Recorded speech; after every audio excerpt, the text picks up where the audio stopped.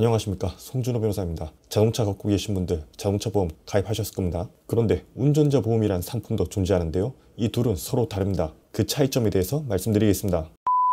자동차 보험은 자동차를 중심으로 보장 범위가 결정이 되고요, 운전자 보험은 운전자를 중심으로 해서 보장 범위가 결정이 됩니다. 자동차 보험을 가입하면 보통 운전자 특약을 합니다. 부부 한정이라든가 아니면 가족 한정이라든가 30세 이상이라든가 또는 무제한이라든가 이렇게 특약을 하게 됩니다. 이 모습을 보면 자동차 한 대를 기준으로 해서 보장 범위가 결정이 됩니다. 반대로 운전자 보험은 차량이 아닌 사람을 기준으로 해서 보장 범위가 결정이 되는데요, 제 차량을 운전할 수도 있고 제 부모님의 차량을 운전할 수도 있고 제 친구의 차량을 운전할 수도 있습니다. 그리고 교회 다니는 사람이라면 교회 차를 운전할 수도 있는 거고요. 따라서 한 명의 운전자를 기준으로 해서 보장 범위가 결정이 됩니다.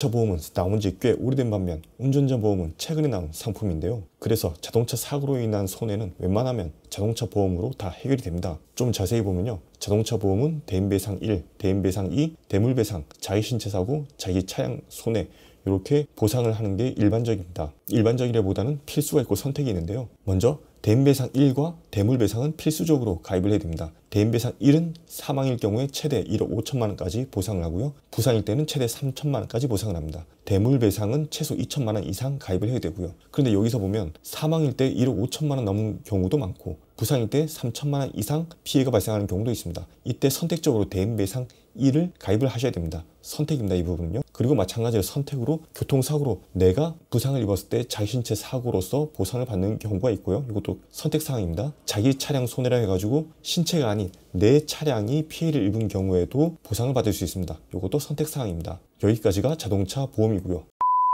운전자 보험은 필수가 아닌 선택입니다. 그런데 교통사고로 인한 피해는 웬만하면 자동차 보험으로 다 해결이 됩니다. 그런데 보상이 안 되는 부분이 있는데요, 운전자 보험의 핵심은 바로 이겁니다. 예외적으로 보상이 안 되는 부분을 보상하는 것이 운전자 보험입니다. 자동차 사고로 인하여 상대방이 피해를 입은 경우에 자동차 종합보험에 가입되어 있으면 처벌받지 않습니다. 그런데 상대방이 사망하거나 상해 정도가 중한 경우 또는 12대 중과실로 교통사고가 발생하여 상대방이 부상을 입은 경우에는 처벌을 받습니다. 이런 경우 벌금으로 그친 경우가 있고 변호사를 선임해서 공판 절차를 거쳐야 하는 경우가 있습니다. 이때 발생하는 변호사 비용, 벌금에 대해서 보상하는 것이 운전자 보험이고요, 나아가서 피해자와 형사합의까지 해야 한다면 형사합의금을 지원하는 것이 또 그 내용입니다. 더 나아가서 그 교통사고로 인해서 내가 부상까지 입었다면 그 부상에 대해선 치료비 등을 지급하는 것이 운전자 보험이고요.